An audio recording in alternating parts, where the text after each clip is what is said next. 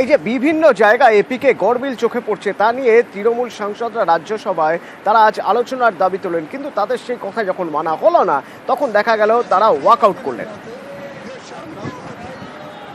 আজকে এপিক ইস্যুতে ওয়াকআউট করেছি, তার মূল কারণ হচ্ছে দেখা যাচ্ছে যে পশ্চিমবঙ্গ সহ ভারতবর্ষের বিভিন্ন রাজ্যে, বিশেষত যেগুলো বিরোধী শাসিত রাজ্য, সেখানে ভোটার লিস্টে ভুতুড়ে ভোটার ঢোকানো হয়েছে। এটা একটা পরিকল্পিত ষড়যন্ত্র এবং চক্রান্ত বলে আমরা মনে করি, যেহেতু পুরো নির্বাচনী ব্যবস্থাটাকে বিজেপি কুক্ষিগত করতে চাইছে। আমরা তার বিরুদ্ধে যেমন পার্লামেন্টের ভেতরে পার্লামেন্টের বাইরে জনমত তৈরি করছি।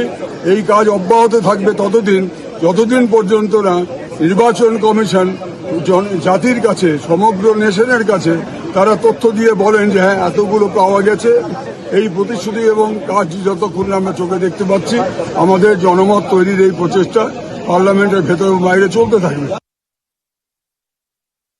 পশ্চিমবঙ্গে এত ভুয়ো ভোটার, বাংলাদেশি মুসলিম অনুপ্রবেশকারী রোহিঙ্গাদের তৃণমূল কংগ্রেস ভোটার লিস্টে ঢুকিয়েছে, রাহুল গান্ধী প্রতিবাদ করেছেন।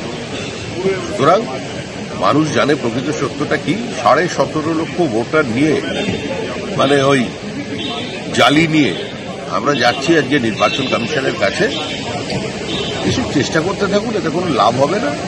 পরিচ্ছন্ন ভোটার লিস্টের মধ্যে দিয়েই তৃণমূল কংগ্রেসের বিসর্জন দিয়ে দেবে।